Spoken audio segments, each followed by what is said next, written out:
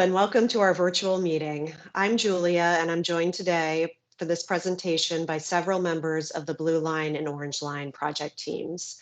Thank you for taking the time to review this presentation and provide your feedback. We'll start with an overview of the Orange Line and Blue Line projects. Then we will share some information about proposed light rail stations on each of the projects. Let's get started.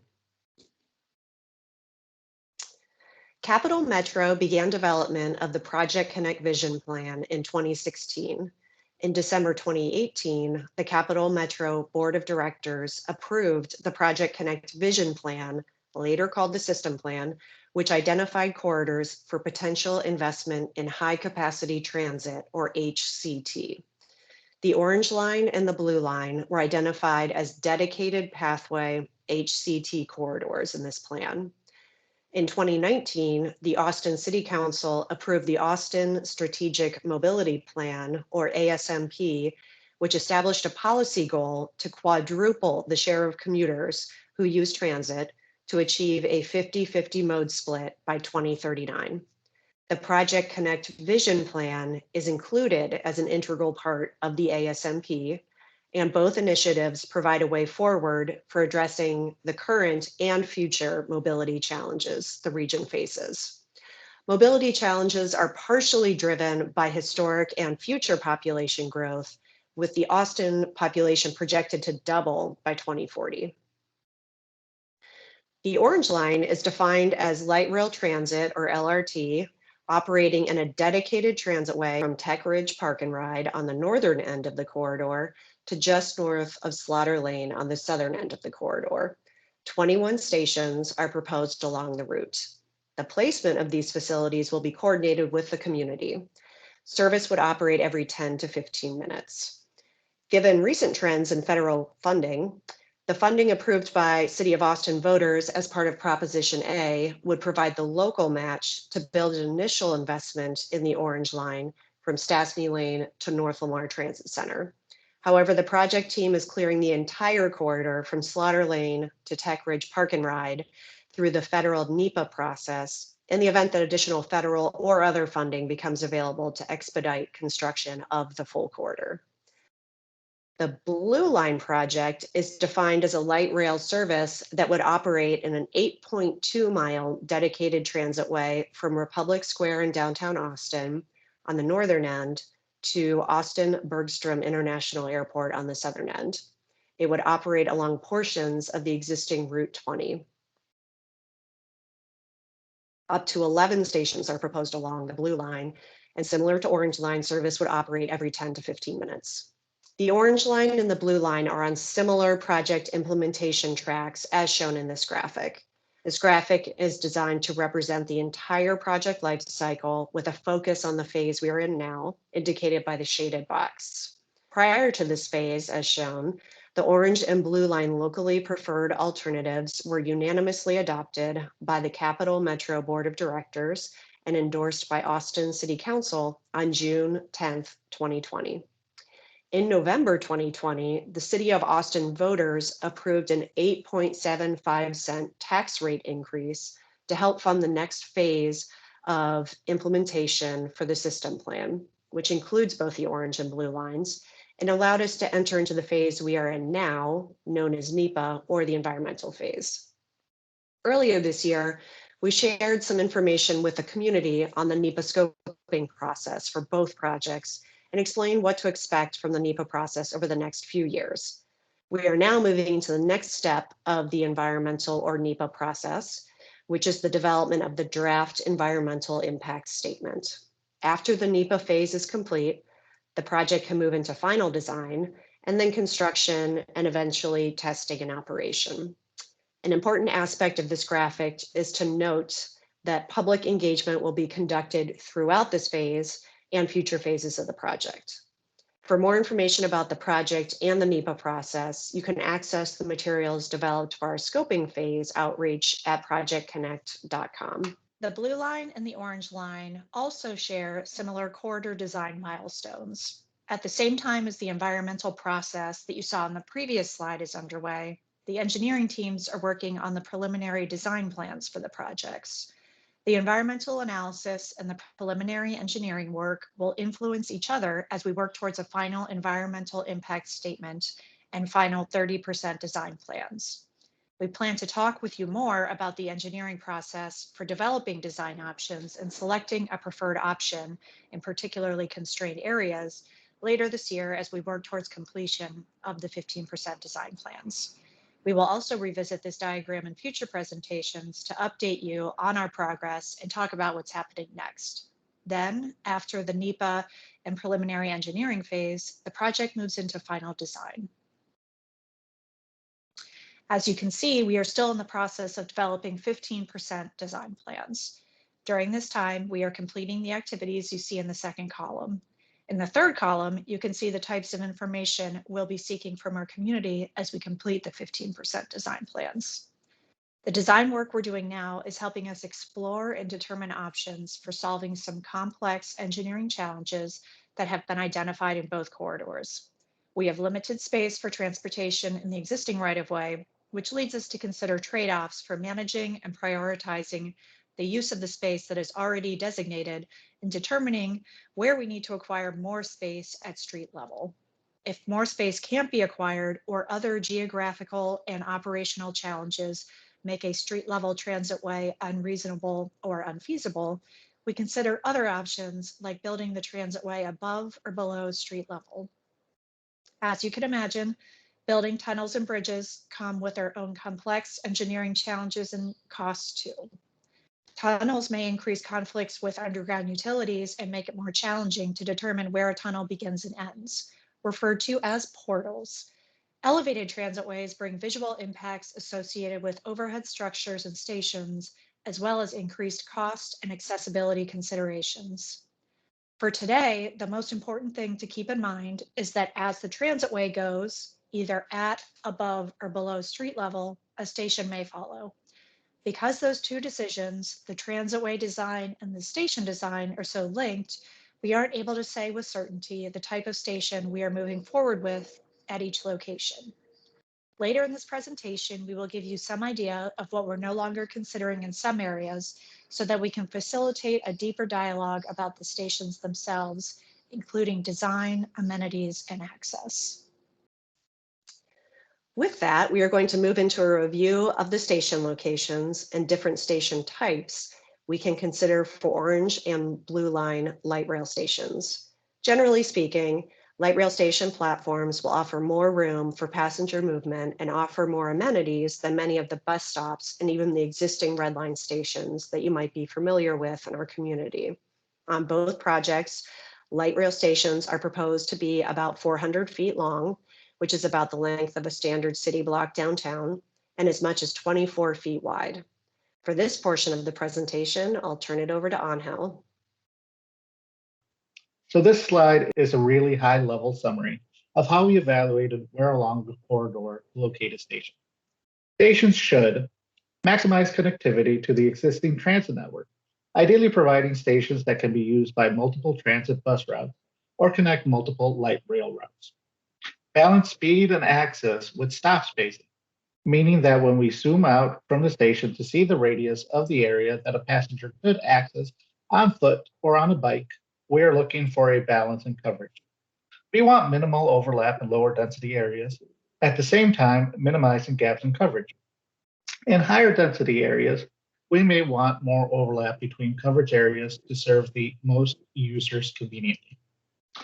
Serve high population and high activity areas, meaning stations would ideally be located close enough to the places people want to go so that once they arrive at the station, they can walk or bike to their final destination with relative ease. Determining the distance between stations is referred to as stop spacing. Stop spacing for light rail systems is typically 1 mile between stations, with the stations closer in more dense areas like downtown and spaced further apart in the suburban areas.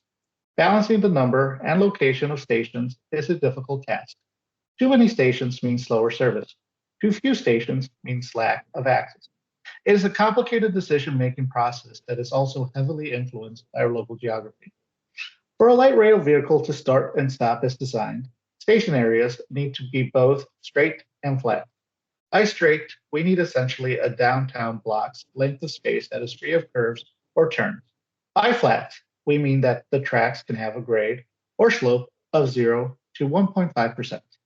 The placement of these stations is a complex challenge that seeks to balance connectivity, speed, access, and connections to high activity areas within the constraints of local geography. On the next few slides, you'll see ovals with dotted borders to indicate the general location of each station.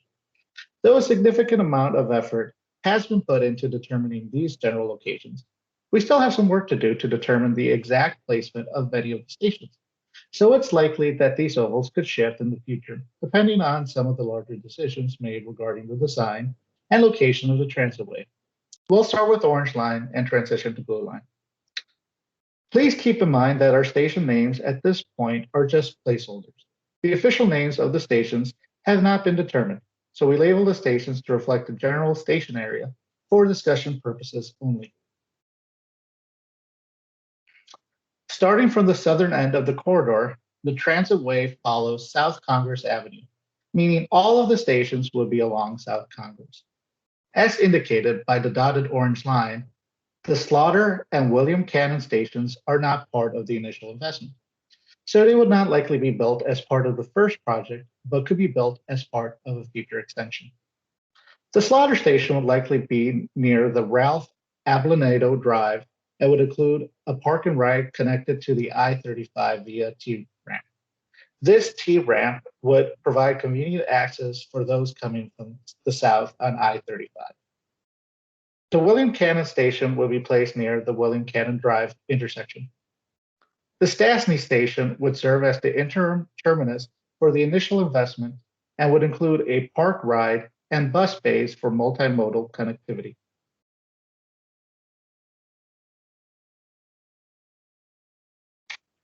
Based on preliminary design, South Congress would likely be an aerial station due to conflicts near the SH-71 and SH-290 frontage roads and Rodham Lane. The St. Edward stations would be located near the intersection of Lightsey Road. The Old Torf station would be near the existing 801 stop at Old Torf. The location of the South Congress and Auditorium Shore stations are still being determined. A general area is indicated. This is also the area that the light rail line will make the turn and begin to follow the alignment of Guadalupe Street. The Republic Square station will be underground. This is also where the orange and blue lines will connect. We'll run through the rest of the blue line stations after we finish with the orange line. The Government Center station, formerly referred to as Capitol West, would also be underground in the vicinity of Wall Street. The UT West Mall and 24th Street station will have high pedestrian activity and would likely be located in proximity to the West Campus entrance on the drag. Hemphill Park, another high pedestrian activity station, would likely be between 27th and 29th Street. This slide is an excellent example of station spacing for a moderately dense area. The final location of these three stations will be dependent upon the guideway profile and the available right-of-way near the key intersections. It should be noted that anywhere a station is located, additional right-of-way may be required. The Crestview area will connect multiple types of transit. As such, there is a significant opportunity to improve North Lamar and Airport Boulevard traffic flow, as well as create a signature station that creates a more walkable area. The North Lamar Transit Center exists today, but would be expanded as part of this project. This is the northern end of the initial project investment. The following stations would not likely be built as part of the first project, as indicated by the change from a solid orange line to a dotted orange line. Okay. As the density decreases, the distance between stations increases. Since this part of the corridor will be implemented in the future, in the interim, these areas will continue to be served by the 801 Bus Rapid Transit, where they will tie into the North Lamar Transit Center. The Tech Ridge Park and Ride would also be connected to I-35 via a T-ramp. That concludes our review of Orange Line stations. I'll turn it over to Sarah to review the Blue Line stations. The downtown portion of the Blue Line initial investment will operate in a tunnel with Republic Square Station and a downtown station in the lower part of downtown. These two stations will be more substantial and provide connectivity with the Orange Line and the Red Line. Each will have more than one platform connected by underground pedestrian concourses. At Republic Square, these platforms are located on 4th Street, just east of Guadalupe, and then on Guadalupe, just north of 4th, with the Guadalupe platform being built as part of the Orange Line. And this station is going to allow for immediate transfers between the two lines and allow an opportunity for the Blue Line to continue service north of Republic Square to the North Lamar Transit Center using the Orange Line alignment. The downtown station will have platforms on 4th Street, just west of Trinity, and those will provide concourse level access to the convention center. The 4th Street station platform will also be connected via pedestrian concourses to the station on Trinity, the Mac Rainey station, that will provide access to the Rainey neighborhood through an entrance on Cesar Chavez. From the downtown and Mac Rainey station, the Blue Line will continue south and exit the tunnel north of Lady Bird Lake and cross over the lake on a new bridge. This tunnel portal and bridge will impact the Waller Creek Boathouse, and the project teams have been coordinating with the Austin Parks and Recreation Department on this issue. The bridge will touch down on the south shore of the lake at the waterfront station, which will be adjacent to the Austin American Statesman site. From there, the transitway will travel at street level, turning east onto Riverside Drive and along Riverside to the Travis Heights station, and then across I-35 to the Lakeshore station. The Blue Line team is evaluating opportunities to improve bike and pedestrian connectivity to these stations and their surrounding neighborhoods, including filling in gaps in the sidewalk network and opportunities for a shared use path. Continuing east, the Blue Line travels at street level along Riverside Drive to the Riverside, Faro, and Montopolis stations.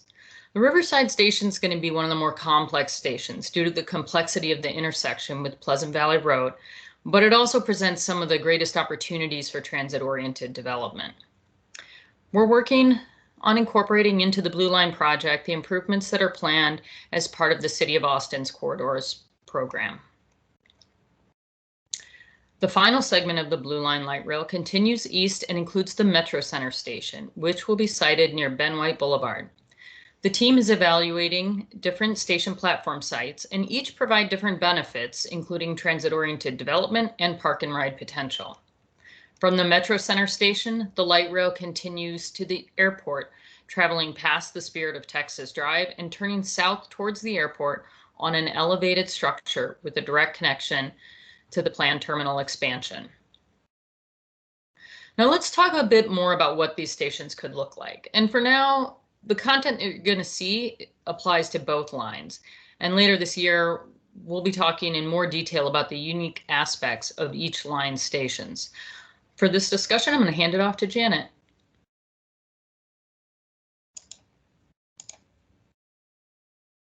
As we mentioned before, there are three broad categories of transitway design and associated station types from a vertical perspective. These include street-level stations, elevated stations, and underground stations. We've included a photo of each station type to give you a real-life example of what each category can look like. We'll take some time over the next few slides to dig into each of these categories. There are three primary ways that we can lay out a station platform horizontally, and each of these can be applied to any of the vertical layouts you saw on the last slide. In a center platform, a single platform is positioned between the two tracks. A side platform is a platform positioned to the side of a pair of tracks. For the orange and blue lines, a pair of side platforms would be provided to accommodate two tracks. A split platform is a station that has a platform for each track that is positioned split into two locations, usually on either side of an intersection. Let's talk about each of these in more detail. Here's a diagram of a center platform station. Each of the light rail vehicles, which are traveling in opposite directions, are served by the single platform between the tracks. This platform is the widest to accommodate the flow of movement for people going in each direction on the platform itself. To access the platform, passengers will cross the tracks at a dedicated crosswalk.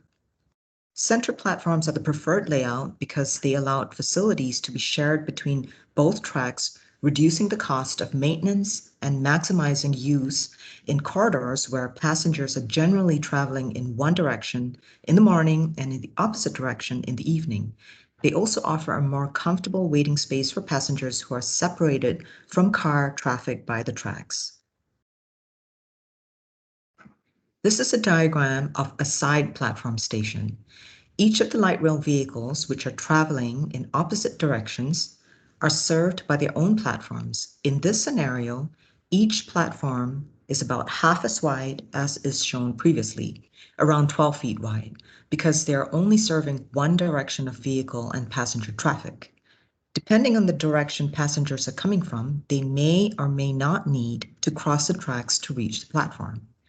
This configuration may be used to optimize track alignment as it does not have the divergence around the station that you saw in the previous diagram, and trains run best in a straight line. This diagram shows a side split platform. Each of the light rail vehicles, which are traveling in opposite directions, are served by their own platforms, but in this case, the platforms are staggered and shown on the opposite sides of an intersection. Again, depending on the direction passengers are coming from, they may or may not need to cross the tracks to reach the platform. This layout is best suited for stations located in areas where the space for transportation or right-of-way is limited. Splitting and staggering the platform takes less space horizontally than either of the previous scenarios. This configuration is also well suited to stations at intersections where turning movements are balanced in each direction. This diagram shows two configuration options for an elevated station, including center and side platform layout options. We would use an elevated station in areas where the transitway is also elevated, as shown on the diagram. We would consider elevating the transitway and associated stations to address engineering or environmental challenges, including crossing over an existing roadway or other transportation-related infrastructure, or to limit impacts to bodies of water like lakes or streams. The last diagram shows an underground platform. Similar to the elevated station diagram, the platforms in an underground station can be placed between or to either side of the tracks. We would place an underground station only in areas where the transitway is also underground. We would consider lowering the transitway and associated stations to address engineering or environmental challenges such as avoiding conflicts with other modes that exist at street level, like cross streets and driveways, or to avoid conflicts with existing utilities like water, sewer, and gas lines. The Project Connect program plans to add a tunnel through downtown area that will serve the orange and blue lines and provide connectivity system-wide, bringing underground stations to the community. So we wanted to share some images of what that might look like. On the left, you can see what Seattle station access looks like at street level. In the middle photo, you can see the same system featuring the staircase from ground level to the platform underground. The far right photo is from the same system, demonstrating what an underground platform could look like. In addition to these areas, Capital Metro may include areas for food, beverage, and live music at the underground stations. As we've discussed, there are several different options for how each station and the platforms associated with the station can be laid out. Regardless of which layout is selected, there are similar amenity and access considerations to evaluate. Jonathan will go over some of these in the next few slides. Great, thank you very much, Janet. When we think about station design, we like to think of the stations as being the sum of 4 different zones, which in this case we'll call zones A through D. Zone A is the station platform itself. Zone A is where passengers spend the most time, and it's probably what most of us think of when we think of a station. The station platform is raised so that the light rail vehicles can feature low floor boarding, meaning that passengers will not need to climb steps to board the rail vehicle. To access the raised station platform, passengers travel through Zone B. Zone B is the ramp area between the station platform and the approach walkway. As indicated here, Zone C is the approach walkway itself. And finally, Zone D provides connectivity to the broader community, including crosswalks, sidewalks, and bike lanes. We're going to talk about each zone in more detail, but some aspects influence design for all 4 zones. These include ensuring stations are fully accessible, ensuring stations are scaled to fit neighborhoods, focusing on community-centered designs, identifying opportunities for public art, budget management, and of course, public involvement and stakeholder engagement. Public involvement and stakeholder engagement is a critical element of the entire project development process. We always aim to balance public feedback with engineering and environmental reasonableness and feasibility. However, station design is an area of the project where we are especially able to incorporate the community's vision in development. So that's why we're focusing on the subject today, and that's why we'll focus on it again later this year. So let's take a closer look here at Zone A, which is the station platform. For this series of graphics, we're showing a side split platform here for demonstration purposes only. Many orange and blue line stations will not be laid out as side split platforms, although some will. When we think about Zone A, we're really thinking about a few things. First, we're determining what width is appropriate for the platform to operate as designed. We're also identifying what elements of the platform should be the same across all of the stations associated with each line, and what elements can change. For example, stations may need general consistency in layout length and width, but the number and appearance of some of the component amenities may vary by station. We're also considering how passengers will move through the station and around the platform to minimize barriers to these movements. We're also identifying opportunities for public art and options for increasing accessibility beyond meeting ADA requirements. This slide highlights some of the amenities that you'd expect to see at all light rail stations. Stations will include a canopy or shelter for shade and protection from the elements, which can also offer opportunities for architectural feature elements, signage that displays next train information and emergency messages in real time, wayfinding, which could be maps of the system, the line, and the station area itself, LED lighting, video surveillance, and emergency phones for safety, speakers for use in a public address system, seating and leaning rails for passenger comfort when you're waiting for the train, designated ADA waiting areas, guardrails as needed for safety and to protect passengers from vehicle traffic, ticket vending machines so that passengers may pay fares on site, and landscaping to improve safety and sustainability.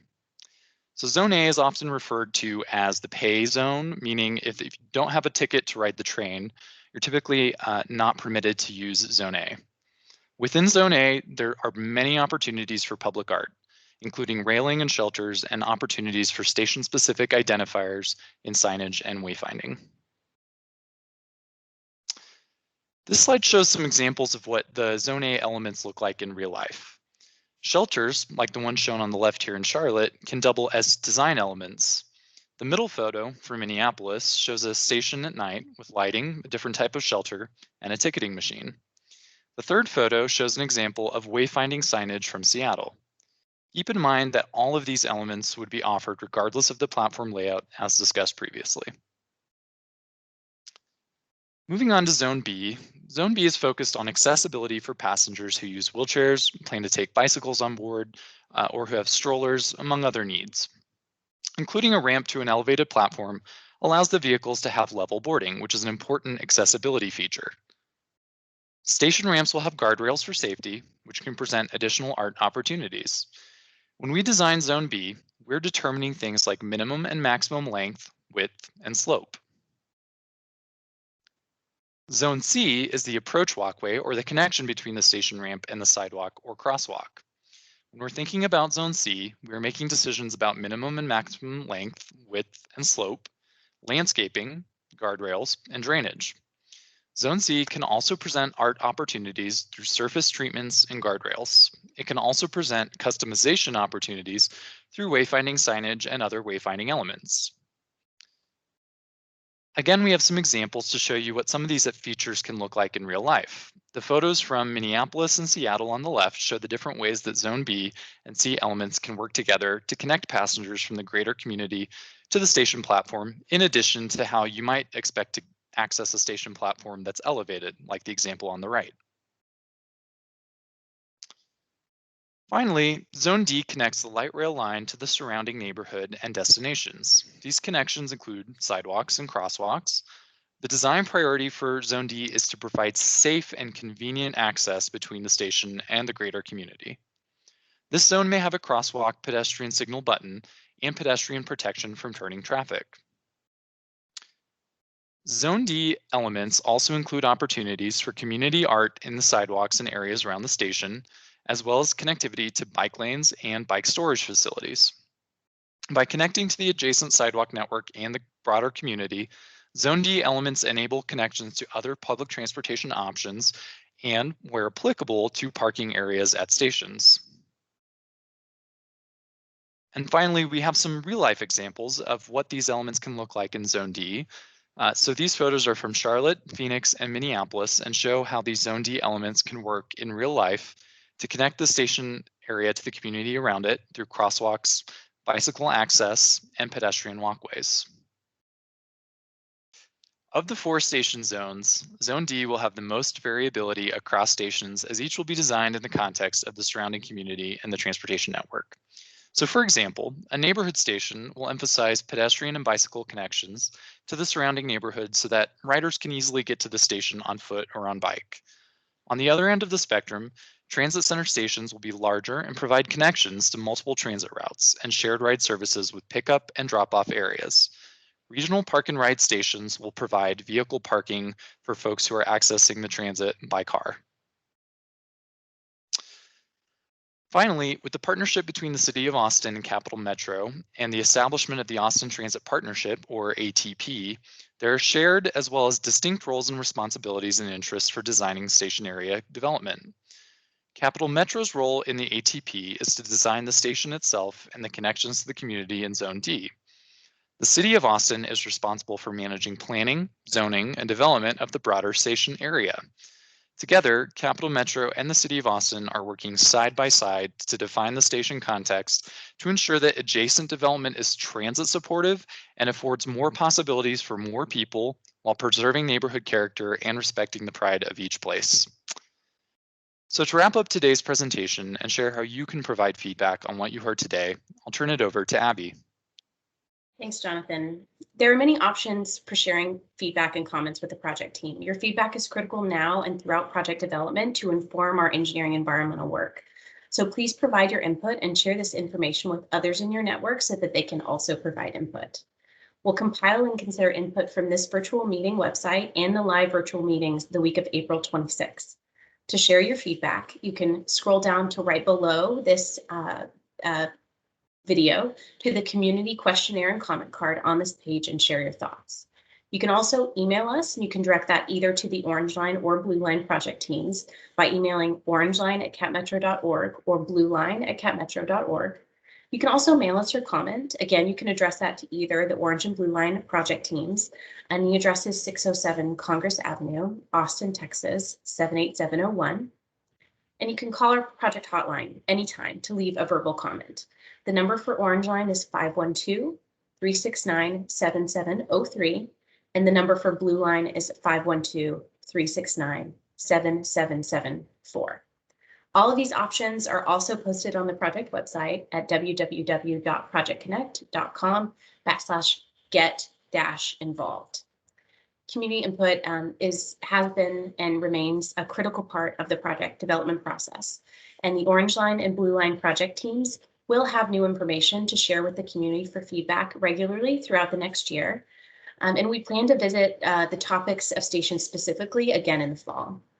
So we want you to stay up to date on project developments by planning a visit to our community office once it's safe to do so, which we all hope is very soon, by joining our emailing list and visiting projectconnect.com and subscribing to the newsletter, by liking us on Facebook at facebook.com/Capital Metro, and by following us on Twitter at CapMetroATX. You can also just check projectconnect.com regularly for updates. That's where we post all of our project information. Thanks again for joining us. Again, be sure to look below this video and share your feedback right now. Thanks and have a great day.